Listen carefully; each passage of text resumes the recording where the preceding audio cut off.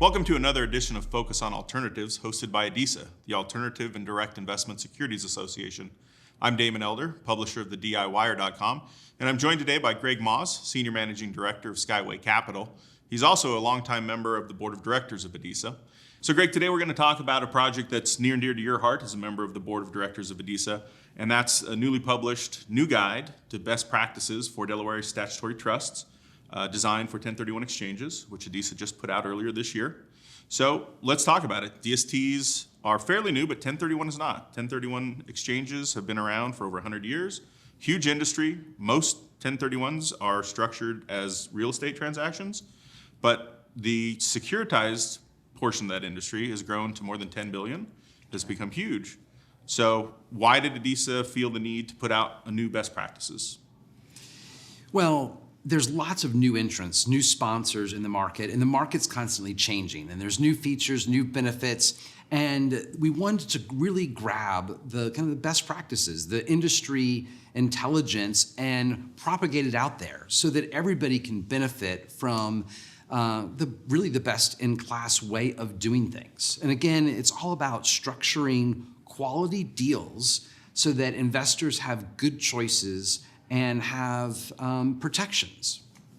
So what was the process? Who's behind who wrote the new best practices, and what was the process to have Adisa to publish them and to approve them and promulgate them to the industry? Yeah, so it was a bunch of experts from sponsors, from law firms, from third-party due diligence that came together under the Adisa banner. There's also the AI Betterment Committee, Alternative Investment Betterment Committee, where Adisa is trying to constantly look at areas where they can put forth best practices. But it was really a collection of experts. Okay. So was there a comment period? The industry as a whole participated in some fashion? Yeah, absolutely. So the original best practices that we published was actually back in 2006, and so it was long overdue. Back in the TIC days. Yeah, long overdue for a refresh. And the old best practices really didn't address DSTs, that's the primary vehicle for 1031 securitized transactions these days. Yeah, I mean, there are very few TICs now, but like I said, over 10 billion this year in DSTs, so definitely has become the preferred medium for 1031 exchanges.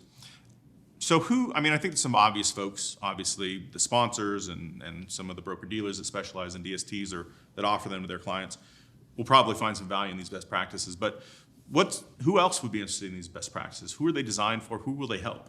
Everybody, the whole ecosystem. So the law firms that are writing this, they now have a document to reference, the sponsors, but the financial advisors when it comes to sales best practices, the broker-dealers when it comes to supervising these transactions, the due diligence process. So everybody in the whole ecosystem can really read, absorb, and get takeaways from this document. Why don't we take just a brief step back, because I think maybe we put the cart before the horse just a little bit here. Obviously, you and I are very familiar with 1031s. Anyone in the illiquid, non-traded alternative investment space are probably very familiar with 1031s, but it's still a relatively small part of the investment world. So why don't you kind of give us a little bit on what 1031s are, why DSTs have become so favored, where are we in the industry's life cycle? So basically a 1031 allows you to take one piece of investment property, sell it, not pay taxes on it, as long as you place it into another investment property. You must match the equity and debt as you do that process. But it's a way to roll over gains and defer taxes in real estate. And there's two kind of structures for doing this. We mentioned tenant in common or TIC, but the dominant is the Delaware Statutory Trust, the DST. And that allows for bigger pools of investors to participate in the DST 1031 structure. TICs were limited to 35 total investors, mm-hmm. which meant the minimums were very large compared to a DST. DSTs can have thousands and thousands, right? Not quite that many, but it does allow for a couple thousand investors to be in there, which allows for smaller ticket sizes, which allows for financial advisors to be able to put together a portfolio of properties as part of a 1031 exchange. Great. What were some of why has there been, again, TICs, late 90s into the mid 2000s became very popular as a securitized medium for 1031 exchanges. I think they maxed out around 2006-07 at around 3 to 4 billion. Now, again, DST structures have completely dwarfed them, and they've gotten enormously popular. Every year, the equity raise is growing and growing and growing. Why was there that shift from TICs to DSTs? Is DST a better structure for a 1031 exchange? Why this massive change, and again, the explosion in popularity of the DSTs? So, number one, more and more people are aware of them. More and more people have access to them. So that's two of the reasons. But the main shift from the TIC to the DST has to do with financing and leverage.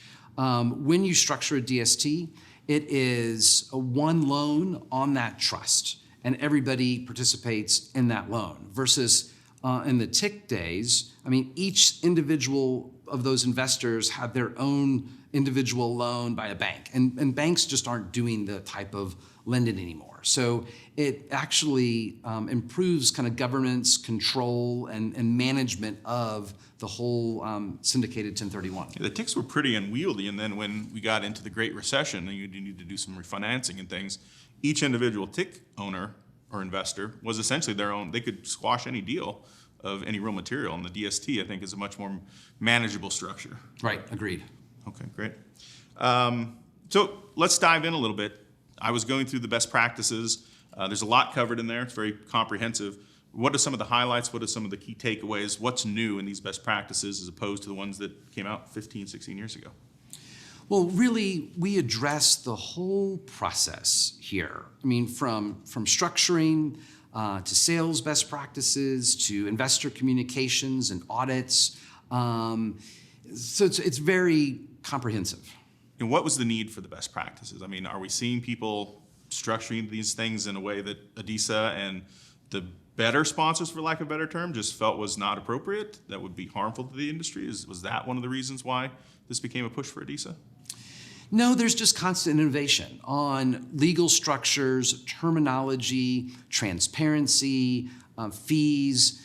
And so as different companies are doing different things, these are private placements. And one company can't necessarily see what another company is doing. Sure. But eventually, there's momentum around some major themes, and then they coalesce. And then it's good to capture that and then spread it out there and propagate it.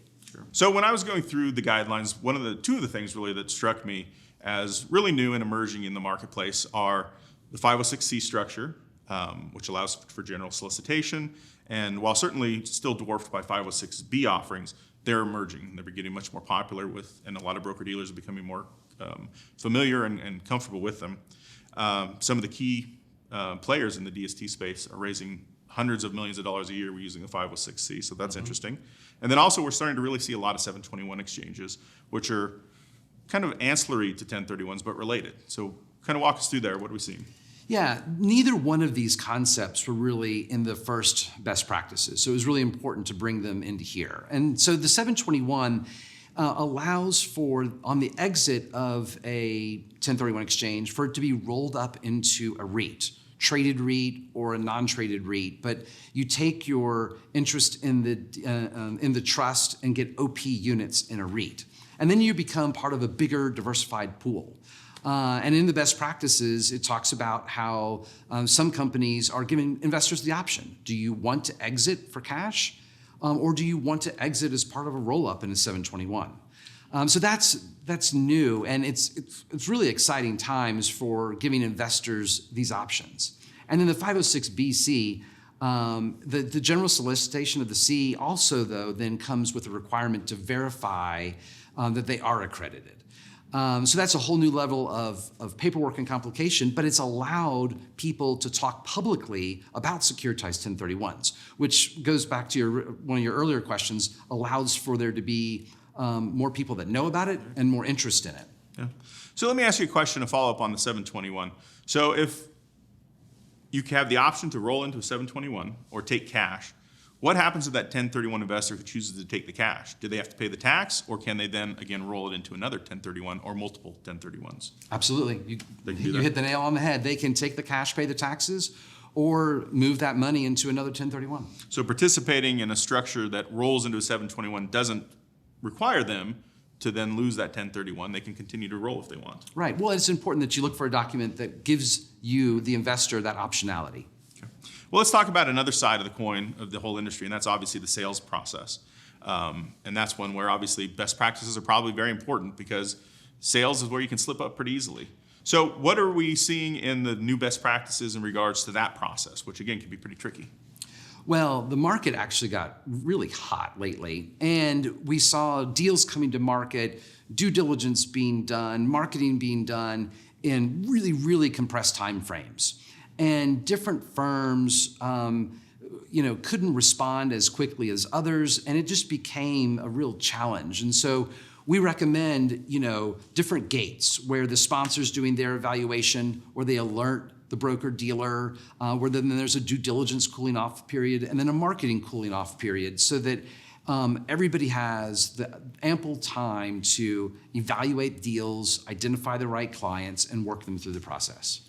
Well, so Greg, I know this took a lot of time by Adisa and the members of the working group who worked on the best practices, and obviously there was a whole process for the industry to communicate with you guys and to really iron it out. So now that it's out there, now that it's been published, where can people get the best practices? So best practices are published on the website. So Adisa has this resource library, and there's a lot of great resources, white papers, best practices, articles out there for advisors to engage and learn more about alts.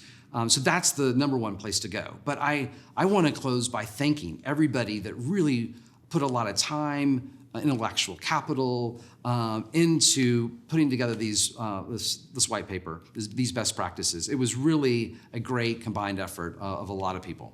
Well, we've been hearing about it for some time, so I know a lot of hard work went into it. So, well, thanks to you, Greg, and all the work you're doing at Adisa to try to move the industry forward and stay in the right compliant path. That's always, I think, great for everyone. And thanks to you for tuning in for another episode of Focus on Alternatives. For more information on Adisa, to download the best practices, and to find a lot of information on all sorts of alternative investment information, go to adisa.org. And obviously, visit thediyWire.com for your daily news. Thanks so much.